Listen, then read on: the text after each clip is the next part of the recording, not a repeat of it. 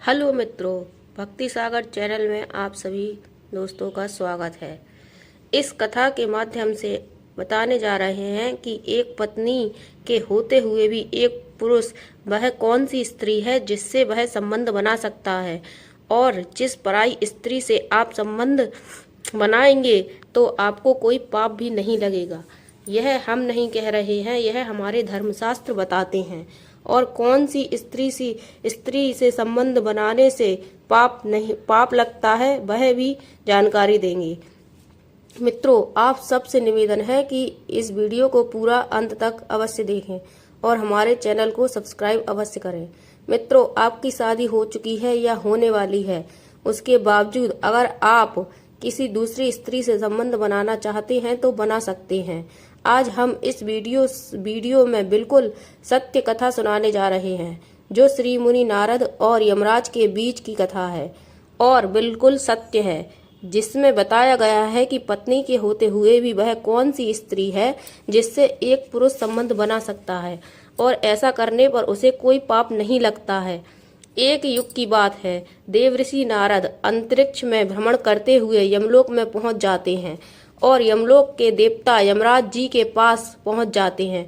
उनके पास चित्रगुप्त भी बैठे हुए होते हैं। तभी देवऋषि नारायण का जाप करते हुए उन्हीं के समक्ष पहुंच जाते हैं। देवऋषि नारद को आता हुआ देख यमराज उन्हें प्रणाम करते हैं और उनसे कहते हैं, देवऋषि आपके आने से यमपुरी धन्य हो गई है। नारद जी भी यमराज से कहते हैं, न्याय के देवता आपको भी हमारा प्रणाम है। तब यमराज कहते हैं, देवऋषि अवश्य ही कोई कारण होगा जिसके चलते आप आज यहाँ यमपुरी आए हैं। तब नारद जी कहते हैं, हे धर्मराज, आप न्याय के देवता हैं। तीनों लोगों के प्राणियों को उनके कर्मों के अनुसार दंड देने का कार्य आप करते हैं। आपके पास सभी मनुष्यों का लेखा जोखा रहता है। आप ही मनुष्यों को नरक में डालते हैं और आप ही मनुष्यों को स्वर्ग में भेजते हैं। इसलिए आपको मनुष्यों के पाप और पुण्य करने का ज्ञान होता है। मैं आपके पास एक विचित्र प्रश्न लेकर आया हूँ, कृपया आप मुझे इस प्रश्न का उत्तर दें। तब यमराज कहते हैं, देवऋषि आप सत्य कहते हैं। हमारे पास तीनों लोगों के प्राणियों का लेखा जोखा है, क्योंकि प्रभु ने हमें यही कार्य सौंपा है। इसलिए हम सभी प्राणियों को उनके कार्यों के अनुसार दंड देते हैं। अब आपके मन में जो भी शंका है आप निसंकोच होकर पूछिए, हम आपके प्रश्नों का समाधान करने का पूरा प्रयास करेंगे। तब देवऋषि कहते हैं कि यमराज जी, शास्त्रों के अनुसार एक पुरुष को केवल एक ही स्त्री से विवाह करना चाहिए और एक ही स्त्री से संबंध बनाना चाहिए, किंतु मैंने यह भी देखा है कि कई पुरुष अनेकों विवाह करते हैं और अनेकों स्त्रियों से संबंध रखते हैं। क्या यह पाप नहीं है? क्या ऐसे मनुष्यों को नरक की प्राप्ति होती है? क्या यह पाप नहीं है?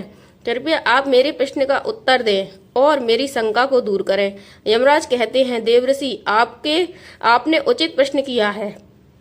यह प्रश्न समस्त मानव जाति को उद्धार के लिए उचित है। मित्रों, हम आज के युग की बात करें तो हर पति पत्नी पंडित की कसमें लेता ही है।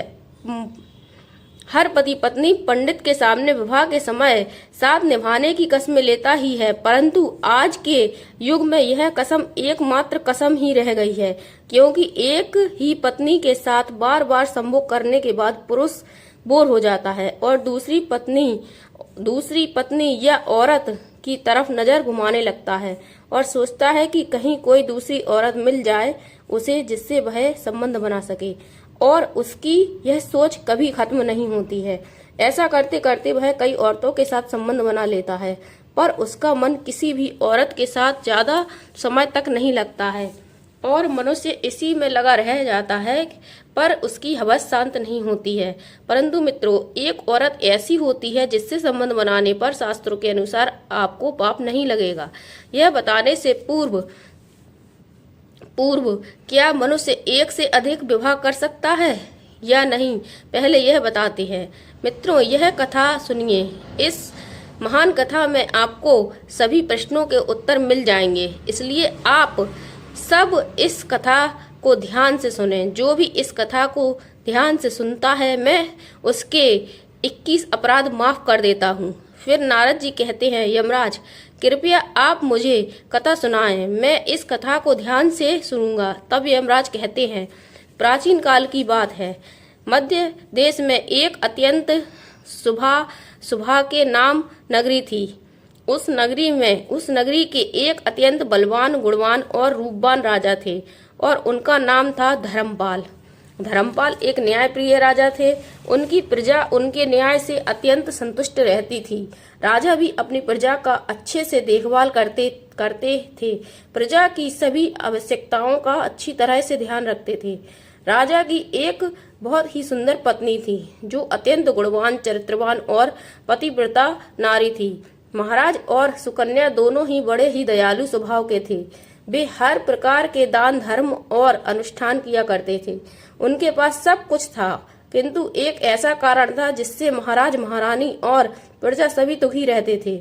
महाराज को कोई संतान नहीं थी, जिससे महाराज बहुत दुखी रहते थे।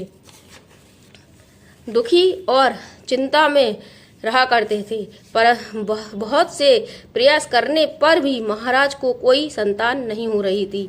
महाराज ने अनेकों वैद्य बुलाए, अनेकों उपाय किए, दान धर्म भी किए, कई व्रत किए, किंतु उन्हें किसी उपाय से कोई लाभ नहीं हुआ। फिर एक दिन उनके राज्य की प्रजा उनके पास आती है और उनसे कहती है कि महाराज आप अपने वंश को आगे बढ़ाने के लिए दूसरा विवाह करें। किंतु महाराज इस बात से सहमत नहीं होते हैं। महाराज अपनी पत्नी सुकन्या से बहुत प्रेम करते थे और अपनी पत्नी का दिल दुखाना नहीं चाहते थे, और महाराज धर्मशास्त्र में भी रुचि रखते थे। वह जानते थे कि एक पुरुष को एक ही स्त्री के प्रति कर्तव्यनिष्ठ रहना चाहिए। मित्रों, एक पत्नी के होते हुए दूसरी स्त्री के पास नहीं जाना चाहिए। जिस प्रकार एक स्त्री दो पुरुषों के साथ नहीं रह सकती, उसी प्रकार एक पुरुष भी दो स्त्रियों के साथ नहीं रह सकता है। जो पुरुष एक पत्नी के होते हुए भी दूसरी स्त्री से संबंध रखता है, वह घोर पापी होता है और नरक को जाता है। इसी कारण से महाराज दूसरा विवाह करना नहीं चाहते थे। फिर प्रजाजन महारानी के पास जाते हैं और उनसे कहते हैं कि कृपया महारानी आप ही महाराज को दूसरा विवाह करने के लिए मनाएं। तो महारानी सुकन्या प्रजा का दुख समझते हुए महाराज के पास जाती हैं और उनसे कहती हैं, स्वामी कृपया आप दूसरा विवाह कर लीजिए, क्योंकि हमारे राज्य को भविष्य में एक राजा की आवश्यकता पड़ती ही है। तो महाराज कहते हैं नहीं, मैं ऐसा नहीं कर सकता। यदि मैं दूसरा विवाह कर लूंगा तो पाप का भागी बन जाऊंगा और मुझे नरक में जाना पड़ेगा। और क्या तुम मेरे द्वारा किए गए दूसरे विवाह से खुश होगी? तब रानी कहती हैं कि हे राजन, आपकी खुशी में ही मेरी खुशी है। मैं अपनी सौतन को अपनी बहन समझूंगी और उसे बहुत प्यार दूंगी। कृपया आप संकोच ना करें। मुझे कोई दुख नहीं होगा। मैं आपको विवाह के लिए अपनी पूर्ण सहमति देती हूँ। तो महाराज कहते हैं, मुझे उस पाप से कौन बचाएगा जो एक स्त्री के होते हुए भी दूसरी स्त्री से संबंध रखने से मिलता है। मैं ऐसा घोर अनर्थ नहीं करना चाहता हूँ। वहाँ स्वर्ग लोक में बैठे राजा के पूर्वज अपने पुत्र के इस व्यवहार को देख रहे होते हैं और अत्यंत दुखी हो जाते हैं और सोचते हैं कि यदि महाराज कोई पुत्र नहीं होगा तो कुल का विनाश हो जाएगा। फिर एक रोज सभी पूर्वज महाराज के सपने में आते हैं और उनसे कहते हैं, हे पुत्र, हमारी दुर्गति हो रही है, हमारे कुल का विनाश हो रहा है। तो महाराज उनसे कहते हैं, हे महात्मा, मैंने ऐसा कौन सा पाप किया है जो आप सब इतने दुखी हो रहे हैं? किससे आपकी आत्मा को शांति मिलेगी? कृपया मुझे बताइए, मैं ऐसा कौन सा उपाय करूं जिससे आपकी आत्मा को शांति प्राप्त हो? तो वह पूर्वज कहने लगते हैं कि हे राजन, हमारी आत्मा की शांति का एक ही उपाय है, वह है तुम्हारी संतान। यदि तुम एक पुत्र को जन्म नहीं दोगे तो तुम्हारे साथ हमें भी नरक जाना पड़ेगा। इसलिए हे पुत्र, तुमसे विनती है कि तुम दूसरा विवाह कर लो, वरना तो हमारे कुल का नाश हो जाएगा। क्योंकि पुत्र के बिना मनुष्य को सद्गति की प्राप्ति नहीं होती है। पुत्र ही अपने माता पिता का उद्धार करता है, उन्हें मुक्ति दिलाता है। जब वह श्राद्ध करता है तो हमारे पाप नष्ट हो जाते हैं। जब वह पृथ्वी लोक पर दान धर्म करता है तब हमें स्वर्ग लोक में भोजन की प्राप्ति होती है।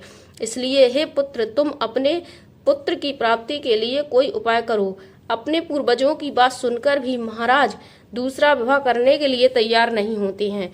फिर भी सभी मित्र पूर्वज गण धर्मराज यमराज के पास जाते हैं और उनसे कहते हैं, धर्मराज, कृपया हमारे कुल की रक्षा कीजिए, क्योंकि हमारे पुत्र की कोई संतान नहीं है और संतान के बिना हमारा कुल नष्ट हो जाएगा।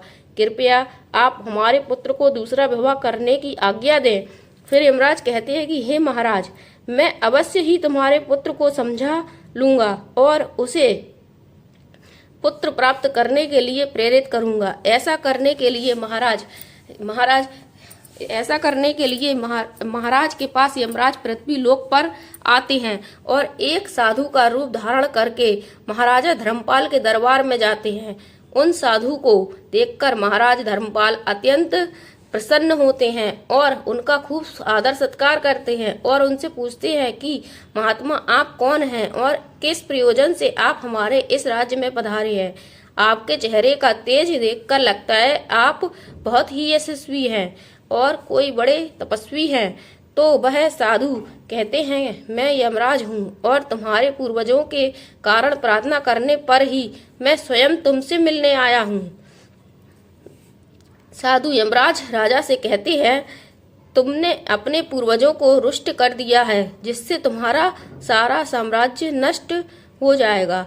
पुत्र न होने के कारण तुम्हारी दुर्गति हो जाएगी, तुम्हें कभी मोक्ष की प्राप्ति नहीं होगी। शास्त्र कहते हैं कि मनुष्य को मोक्ष की प्राप्ति के लिए एक पुत्र को जन्म देना आवश्यक होता है। फिर धर्मपाल कहते हैं, महात्मा जी, मैं जबरदस्ती दूसरा विवाह करके पाप का भागीदार बनना नहीं चाहता। इससे अच्छा है कि मैं गरीब होकर जीवन व्यतीत करूं। फिर यमराज कहते हैं, तुम्हारे इस न्याय प्रिय आचरण से और अपनी पत्नी के प्रति प्रेम और निष्ठा से मैं अत्यंत प्रसन्न हूँ। परंतु हे धर्मपाल, मनुष्य दूसरा विवाह अवश्य कर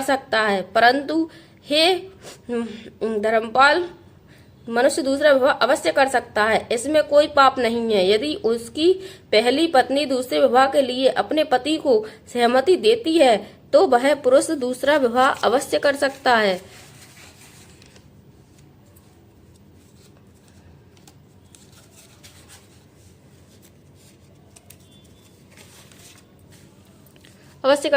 पर इसमें कोई पाप नहीं है। मित्रों, शास्त्र कहते हैं कि यदि एक पत्नी से पुत्र की प्राप्ति नहीं होती है और दूसरा विवाह करने के लिए उसकी पहली पत्नी सहमति देती है तो उसे दूसरा विवाह करने में कोई पाप नहीं लगता है। यमराज के ऐसे वचन सुनकर महाराज अति प्रसन्न हो जाते हैं और यमराज को धन्यवाद देते हैं। फिर यमराज वहां से अंतर्ध्यान हो जाते हैं। फिर महाराज अपनी पत्नी सुकन्या के पास जाते हैं और उनसे दूसरा विवाह करने की अनुमति मांगते हैं। तो महारानी सुकन्या उन्हें दूसरा विवाह करने की अनुमति दे देती हैं। तो महाराज दूसरी स्त्री से विवाह कर लेते हैं, जिससे उन्हें एक सुंदर पुत्र रत्न की प्राप्ति होती है। और फिर उधर स्वर्ग लोक को राजा के सभी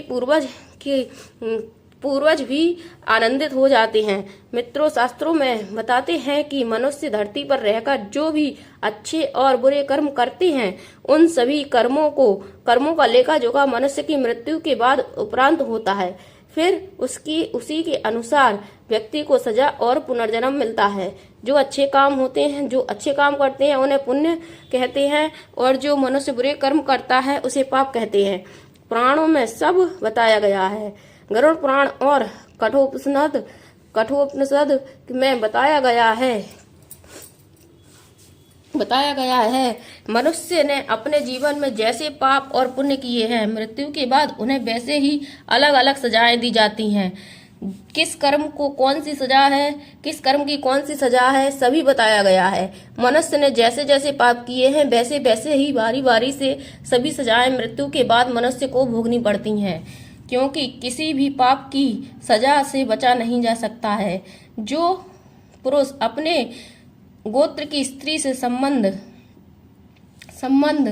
बनाता है उसे लकड़बग्घा का जन्म मिलता है, और जो पुरुष पराई स्त्री से संबंध बनाता है उसे लोहे की सलाखों से जलाया जाता है, और जो पुरुष कुंवारी कन्या और अल्प आयु की कन्या से संबंध बनाता है उसे नरक की यातना भोगने के पश्चात अजगर योनि में जन्म लेना पड़ता है। जो काम वासना से पीड़ित होकर अपने गुरु की पत्नी का मान भंग करता है, ऐसे व्यक्ति को हजारों वर्षों तक नरक की यातना सहने के बाद भी गिरगिट की योनि मिलती है। अपने ही मित्र को धोखा देकर उसकी पत्नी से संबंध बनाने वाले को गधा की योनि प्राप्त होती है, और जो सबसे बड़ा पाप होता है वह भ्रूण हत्या है। महाभारत के समय एक व्यक्ति ने यह पाप किया था, लेकिन आजकल बहुत से लोग यह पाप करने लगे हैं। श्री कृष्ण कहते हैं भ्रूण हत्या से बड़ा कोई पाप नहीं होता है। महाभारत का युद्ध समाप्त होने के बाद जब द्रोणाचार्य के पुत्र अश्वत्थामा ने उत्तरा के गर्भ में पल रहे बालक परिलक्षित पर ब्रह्मास्त्र का प्रयोग करके उसकी हत्या कर दी, तब भगवान श्री कृष्ण सबसे अधिक क्रोधित हुए थे, और उसी समय श्री कृष्ण ने घोषणा कर दी थी कि अश्वत्थामा द्वारा किया गया यह पाप ही दुनिया का सबसे बड़ा पाप है। श्री कृष्ण ने इस पाप की सजा स्वयं अश्वत्थामा को दी थी, और उसके माथे पर लगे रत्न को श्री कृष्ण ने छीन लिया था और उससे कहा था, तुमने जन्म तो देख लिया है पर मृत्यु नहीं देख पाओगे। यानी जब तक जब तक सृष्टि रहेगी तुम धरती पर रहोगे और कष्ट प्राप्त करते रहोगे। ऐसा पाप करने वाले व्यक्ति को कई लोगों तक इस सजा का दंड भोगना पड़ता है। अपने गोत्र की स्त्री से विवाह करने पर प्राप्त हुई संतान विकलांग होती है, कमजोर और मानसिक रूप से अस्वस्थ होती है। इसलिए करुण पुराण में व्यक्ति को बुरे कार्यों को छोड़कर अच्छे कार्य करने के लिए प्रेरित किया गया है, धर्म पर चलने के लिए कहा गया है। मनुष्य की बुद्धि में काम वासना वास करती है। मनुष्य को अपनी कामनाओं पर नियंत्रण रखना चाहिए और अपनी इंद्रियों को अपने बस में रखना चाहिए। वासना के चलते पराई स्त्रियों पर बुरी नजर नहीं डालना चाहिए। यही मनुष्य के पतन का कारण होता है। मित्रों, दूसरों के लिए अच्छे कर्म करना ही यज्ञ के समान होता है। बस तो आज के लिए इतना ही। धन्यवाद।